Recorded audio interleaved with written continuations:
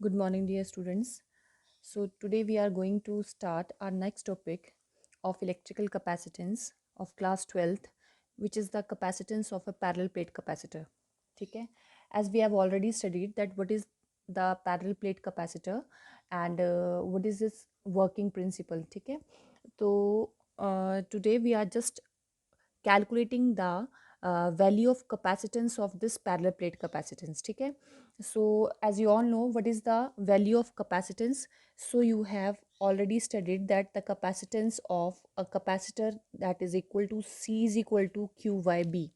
ठीक है, this is the formula of capacitance of any parallel plate capacitor. ठीक है, तो जो पैरेलल प्लेट कैपेसिटर है वो आपका एक सिमिलर है जो आपने सेकंड चैप्टर में ऑलरेडी पढ़ा है. ठीक है, सेकंड नहीं सॉरी फर्स्ट चैप्टर में आपने ऑलरेडी पढ़ा है. इलेक्ट्रिकल फील्ड चैप्टर में मैंने आपको करवाया था कि अगर आपके पास ऐसे एक शीट्स दी है, आपके पास you have two parallel sheets. ठीक है, तो जब आपके पास टू पैरेलल शीट्स होती है then you find that what is the value of electrical field in this region, in second region and in the third region. ठीक है, and these in these two parallel sheets you are distributing some charge. ठीक है, so in plate A or sheet A you are distributing, suppose this is your first sheet. ठीक है, ये ऐसे first sheet है, ये second sheet है आपके पास. Over the first sheet you are distributing a plus charge and over the second sheet you are distributing equal negative charge. ठीक है, over its area. That is your plate A and that one is your plate B. And you want to calculate the electrical field in region number 1, in region number 2 and in region number 3. Then we all know that the value of electrical field in this case. ठीक है, अब देखो जो आपको to parallel sheets का मैंने example करवाया था, जो आर्टिकल आपको करवाया था, तो वो दो पैरेलल शीट्स ही या दो प्लेट्स हैं, तो बात तो वही हुई. दो आपने पैरेलल प्लेट्स ली है, वहाँ पे आपने equal and opposite charge separate कर दिए हैं.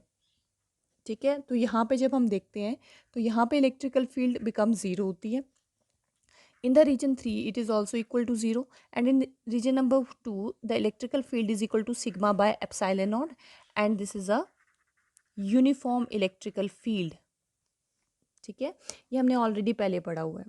तो अब हमने इसको यूज़ करना है, अपने ध्यान रखना है कि whenever we are taking any two parallel plates और शीट्स, ठीक है, having equal and opposite charge distributed over its area, then we know that the electrical field in this region on the left side of the plate and on the right side of the plate B, that is always equal to 0, and the value of electrical field is uniform or constant inside the two parallel sheets. ठीक है, which is equal to sigma by epsilon naught.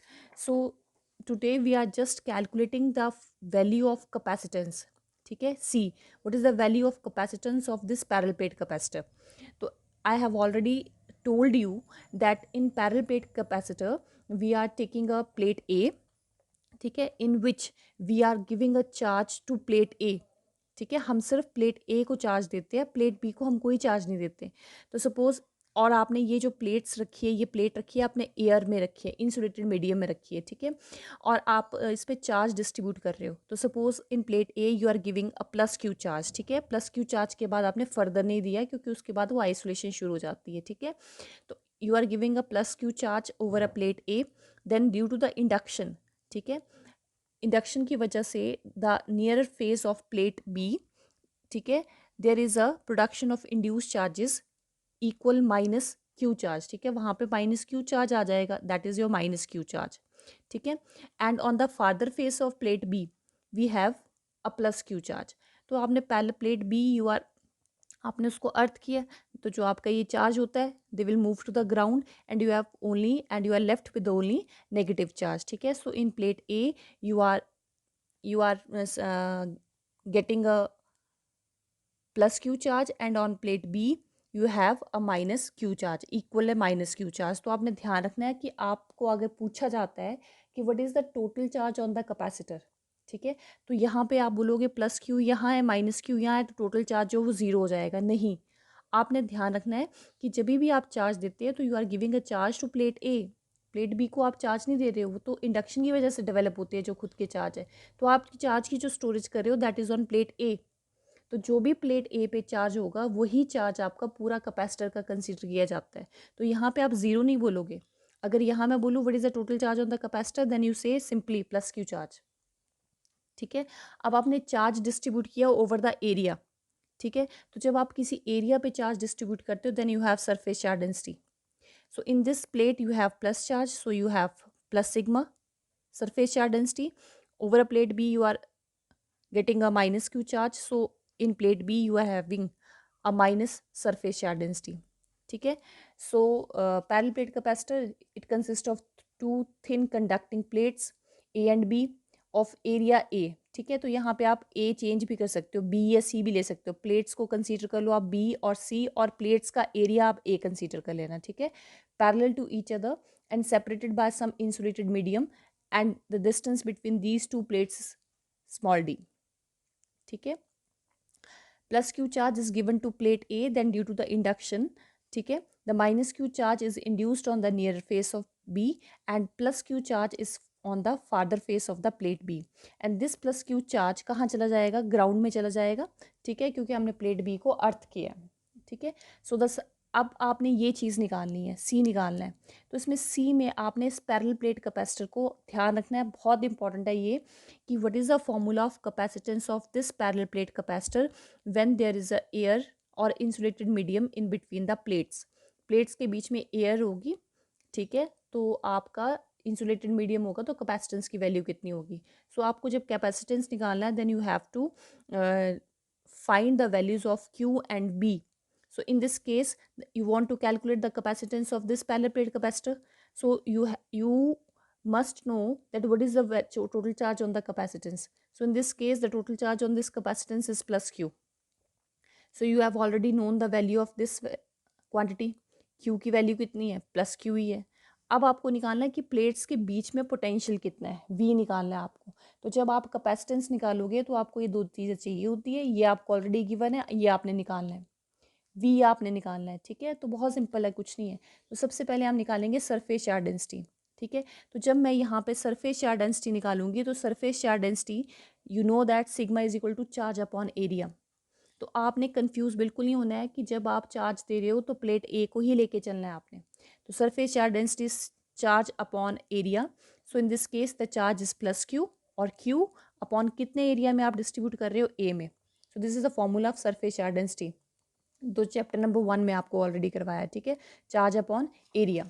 ठीक है, and you want to calculate C which is equal to Q upon V.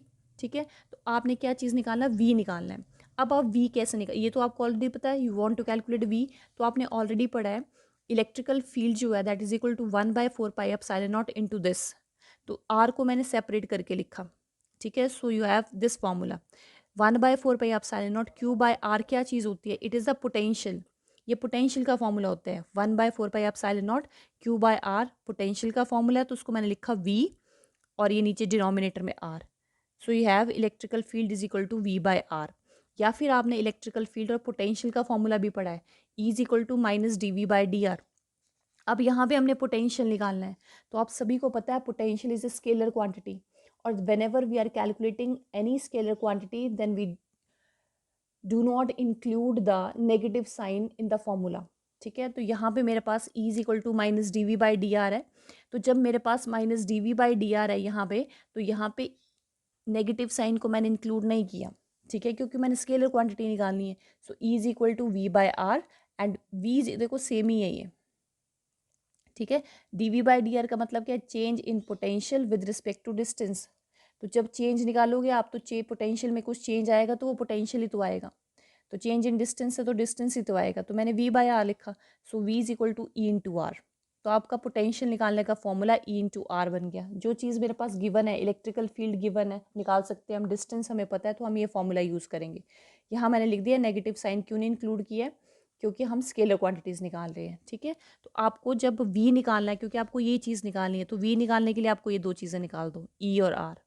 ठीक है, सो मैंने आपको already बता दिया था कि प्लेट्स के बीच की बात करें तो यहाँ और यहाँ इलेक्ट्रिकल फील्ड नहीं होगी, सेंटर पे होगी। ठीक है, तो यहाँ लिखा electrical field is zero on the left and the right side of the plate, and the middle region electrical field is sigma by epsilon naught. कितना सरफेस चार्ज डेंसिटी और एप्सिलॉन नॉट फ्री स्पेस में रखा है मैंने। Sigma आपको given है Q by ए, तो मैंने फर्स्ट इक्वेशन से यूज़ किया इसको। इलेक्ट्रिकल फील्ड इज़ यूनिफॉर्म, ठीक है। सो मेरे पास E is equal to V by R का फॉर्मूला यूज किया, then V is equal to E into R, and V is equal to put the value of E, that is equal to Q by A epsilon naught into D. So from this equation put the value of V. So Q already same रहेगा, V की value यहाँ से put की मैंने, तो Q से Q cancel out होके you have C is equal to epsilon naught A by D. It is a formula of capacitance of a parallel plate capacitor when there is a air और insulated medium. जब भी दो parallel plate capacitor के बीच में air या insulated medium होगा तो उसकी कैपेसिटेंस ये होती है epsilon not A by D, ये आप ध्यान रखेंगे, ठीक है। तो यहाँ से एक बहुत इंपॉर्टेंट चीज़ निकलती है, फॉर्मूला आप बिल्कुल ध्यान रखना कि किसी भी प्लेट की जो कैपेसिटेंस होती है वो सिर्फ डिपेंड करती है एरिया पे और डिस्टेंस में। जैसे मैंने आपको बताया था C is equal to Q by V B है, लेकिन कैपेसिटेंस ना चार्ज पे डिपेंड करती है ना ही पोटेंशियल पे डिपेंड करती है, ये डिपेंड करती है उसकी शेप और साइज पे, ठीक है। वैसे ही और दो चीज़ों पे भी डिपेंड करती है। कैपेसिटेंस जो डिपेंड करती है एरिया, प्लेट के एरिया पे, अगर आप प्लेट के एरिया को इंक्रीज या डिक्रीज करोगे तो कैपेसिटेंस पे फ़र्क पड़ेगा। डिस्टेंस को नज़दीक या दूर ले जाओगे प्लेट्स को तभी भी फ़र्क पड़ेगा। तो यहाँ से हम बहुत इंपॉर्टेंट चीज़ देखते हैं, the capacitance depend upon area and the distance between the plates, ठीक है। सो ये आपका एक क्वेश्चन है कि what will happen to the capacitance if the capacitors, ठीक है, if the area of the plate become twice कर दोगे। तो आपको पता है कैपेसिटेंस का formula epsilon not A by D है, एरिया को नया एरिया ए डैश 2 टाइम्स कर देना है तो 2 टाइम्स ऑफ ए आ जाएगा, तो नई capacitance C dash is equal to epsilon nought put the value of A that is equal to 2a by D. So यहाँ से 2 मैंने बाहर लिखा, epsilon not A by D and this epsilon not A by D from equation number 1 is the initial capacitance. So when you increase the area twice, ठीक है, then we see that the new capacitance is also increases 2 times, ठीक है। ये आपका आज का topic है।